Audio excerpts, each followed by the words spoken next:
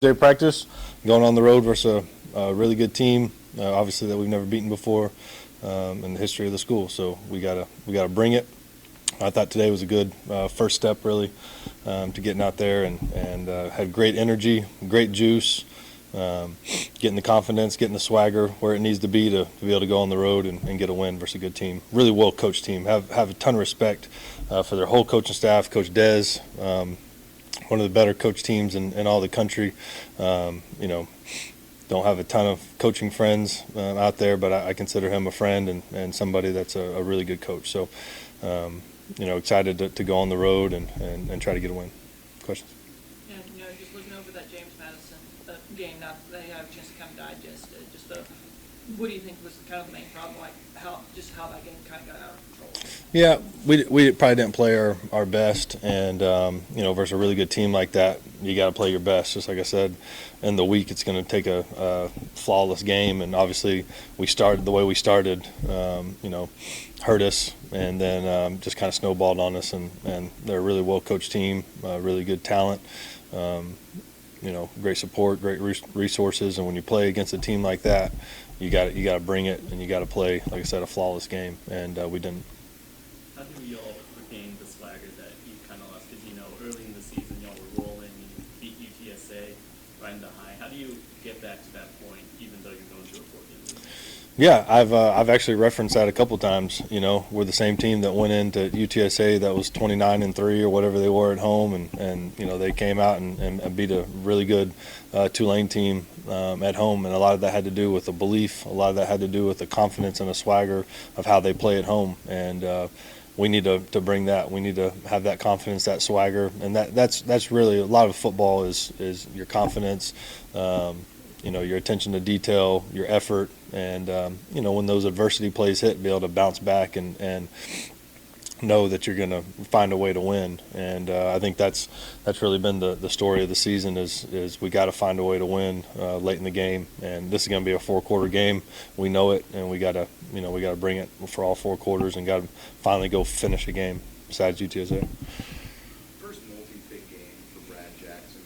What's his confidence like? He doesn't seem somebody who Yeah. gets pretty shaken up after a situation like that. What's he like this week? Yeah, he's been great. He doesn't lose his confidence or anything like that. He's been the same guy and just a great kid, really good player, and we could have helped him out in some situations. They didn't do anything that we weren't expecting. Some things that we worked on. It's just when the bullets are flying and you're trying to make a play, maybe pressing a little bit to try to make sure we go score a touchdown. Those things kind of happen. So you got to let the play come to you, and we got to put them in better situations. With just 4 games left, and y'all are still three wins away from being a. Is there a lot? Would you say there's a lot of pressure on this team to? For sure. Just especially when you're on a 4-game losing streak, and you're trying.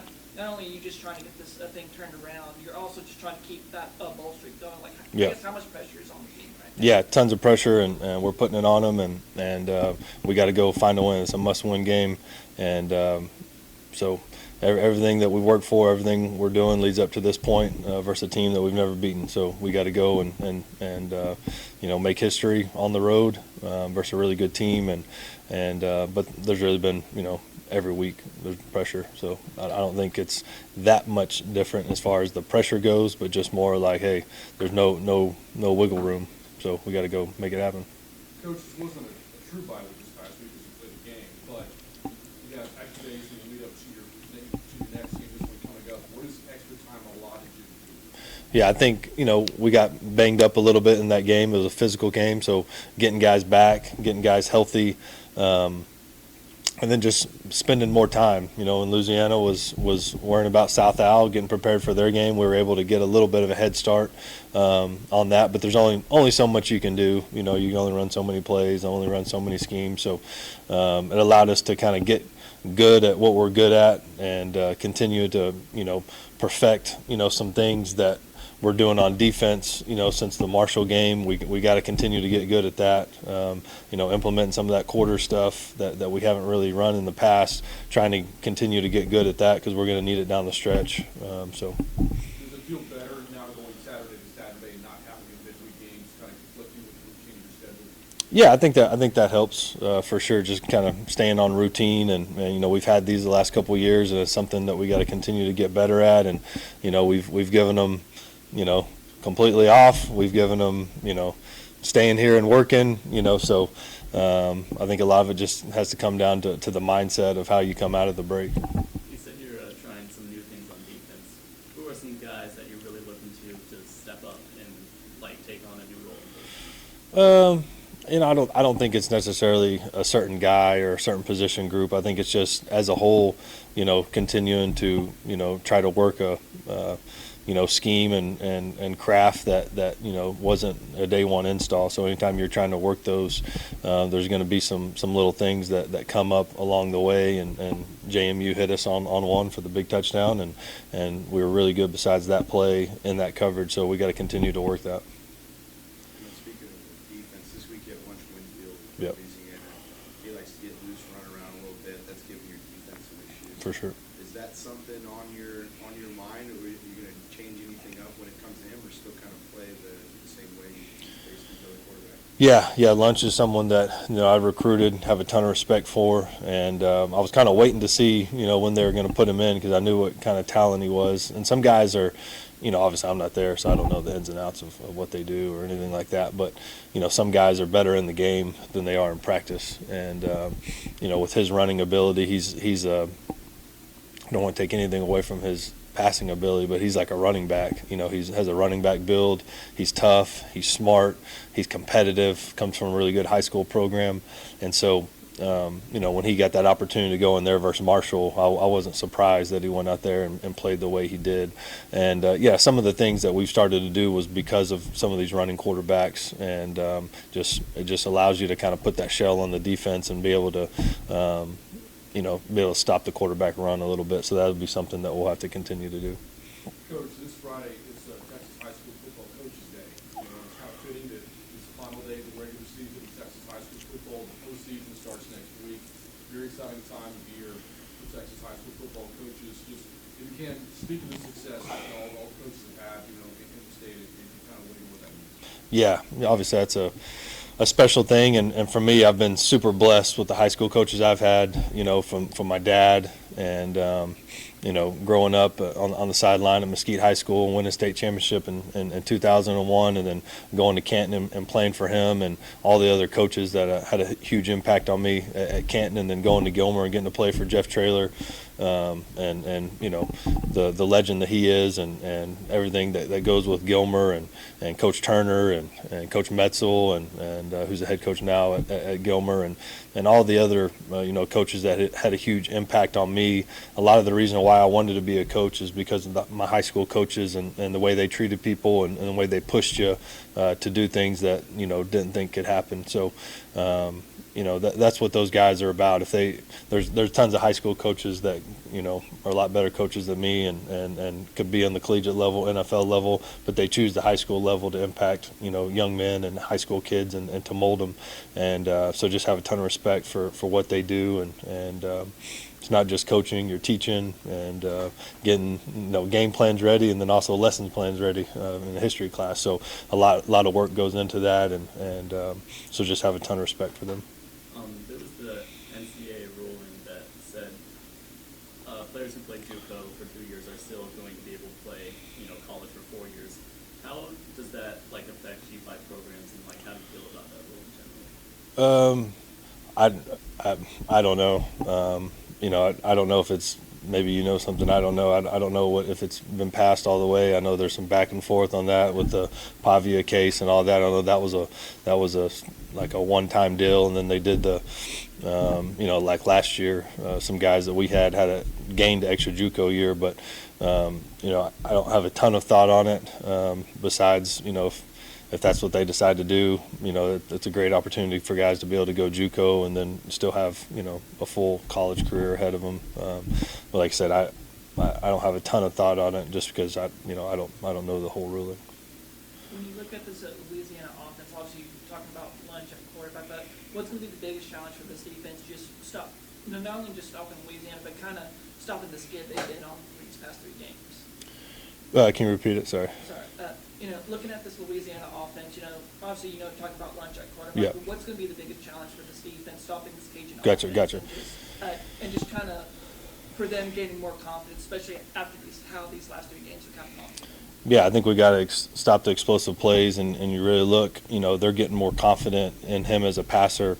They're getting more comfortable with what he's comfortable with. He's gaining some confidence. I thought he obviously played his best game of the season last game, and so we got to continue to try to put a shell on the defense, limit the explosives, and our D line's got to hold up and stop the run. So and linebackers and the fits have to be really good, but really the explosive plays. If you look back, this year, the explosive plays have really hurt us. So we got to find a way to limit those. Coach, both you and Des played college football. Des played for Louisiana. You played at Tulsa. Did your paths ever cross as players? No, I really didn't know all his history really until that ESPN article came out, and I was looking at the guy. I was like, that guy's not better than me. Why is he ranked ahead of me? Those type of deals. And then I saw him on that list, and so you kind of look and kind of see. Who's there and the everything that he accomplished there. And it makes sense, why we kind of connected a little bit. He recruits really well. His quarterbacks always play at a high level. I thought that quarterback he had last year was one of the best I've played against, and I think he's still, playing in the league. So, he develops quarterbacks really well, and they're one of the few teams, that I think really can scheme you up, offensively, and they do a really good job. And so we got to be on top of our game. I think their O-line coach does a tremendous job. I know their special teams coordinator well. He does a great job. So I think he's able to identify not only players but coaches, and that's something that, as being a head coach, is something that you got to be really good at. You talked about finishing well for the seniors on the team. One of those seniors, obviously, is Lincoln Terry. He's been here for so long. What does he mean to the program in terms of a character? Yeah. And, a symbol? Yeah, he's really. I know I've said that since kind of I got here. You don't really know about a guy till you kind of get into the fire with him. Obviously, we knew about him when we got the job here, and he's like one of those guys like, this guy tricking me, what I'm saying, is he really like this? Because you're new somewhere, you're kind of in that honeymoon phase trying to figure everybody out, and then just over time you realize what a special person he is, what a special player he is, the way he works, the way he leads, the way he goes about his business, and so yeah, he's really the face of the program. And guys like him, guys like Strawn, guys like a T-Pain, Khalil, Tymir, we're fighting every day to make sure that we send those guys out the right way. And I know Louisiana's doing the same thing right now. They have no room to lose a game, and neither do we. So we're fighting, and I think it's probably a battle of two of the better 3-win teams in all of college football on Saturday, with a lot to play for still for these seniors. So we're doing everything possible to be able to send someone like Lincoln out on the right note. You mentioned how Bobcats haven't beaten Louisiana before. And in a season like this one, where you're not going to win conference, you have to win 3 of the next 4 to get the bowl eligibility. How much pride is there when thinking about that you can still hang your hat on? We could beat Louisiana before leaving for the Yeah. Pac-12. Could be the first team to do that. Yeah, it's huge, and like I said, we're preparing and doing everything the right way. There's obviously been, since I've been here, a ton of firsts, P4 wins, bowl games, UTSA, and so this is another one that we're really trying to add before we get out of here. It's a game that we have circled every year. Year 1, we let it slip away. Year 2, McLeod gets hurt, and they end up making a play late in the game. And so they found a way to beat us the last 2 years. So we got to find a way to beat them on the road, which is going to be really tough. And so we got to same thing as a JMU. We know going on the road it's going to take a near flawless performance to go out there and beat a team who is coming off a win and played probably their best game of the year versus South Al. I'm glad you brought up 2024 because that was Brad Jackson who came in for Jordan McLeod. RJ came in for that one. Yeah, RJ played really well. You're thinking of ULM. Yeah, and then we played ULM the next week, and we went with Brad. It was raining, and It was one of Louisiana teams. yeah. I was going to ask if there's anything extra for him going into. No, I don't think so. You know, I know they recruited him really hard coming out of high school. Like I said, Coach Dez does a great job evaluating quarterbacks, and I think it really came down to us in Louisiana. So you recruited his quarterback, and he recruited yours. Exactly right. Coach, the broadcasters, I watched the second half of that Louisiana-South Alabama game, and they made a lot of the fact that they have to win out. Louisiana Yep. has to win out to become below. And you just mentioned they only have 3 wins on the season. So do you think you're dealing with a lot better team than that record indicates, you know, especially going on the road? Oh, for sure. Yeah, these guys are really good. I mean, when you line up against some of these, you know, Sun Belt teams, and I think we do a really good job of evaluating talent, and they look the way they're supposed to look, and we're going to line up, and we're going to look down there in pregame, and they're going to look just like us. And so, you know, they got length, they got speed, they got size, they're physical. You know, they've been beat up at the O-line position. They had a quarterback, their starting quarterback went down. They rotated quarterbacks early, trying to find out, you know, their identity on offense, and now they've found it. And, you know, they're playing much, much better these last couple of weeks. You know, I gotta ask about Talik Lockett. Yeah. You know, I know he's not on the roster anymore.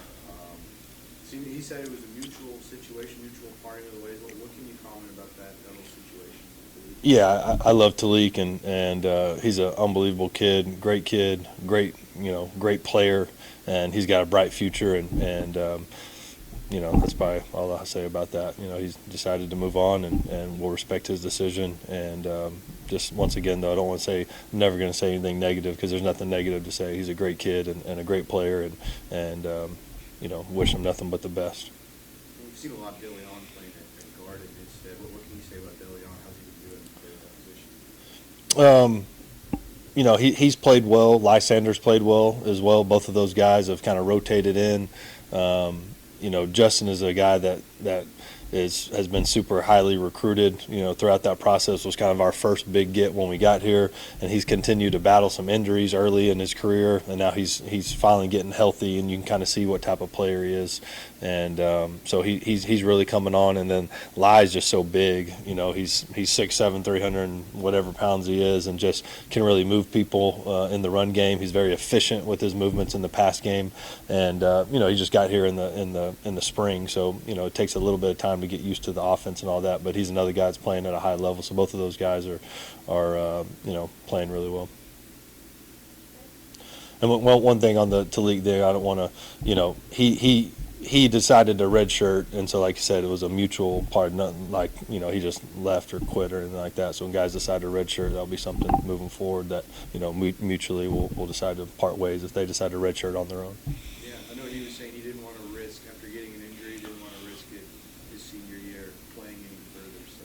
Yeah, and I understood, and he's like I said, great kid, great player, and someone I'll stay in communication with, and like I said, those kids that play for me, always have a relationship with them, and you know, love him, and wish him nothing but the best.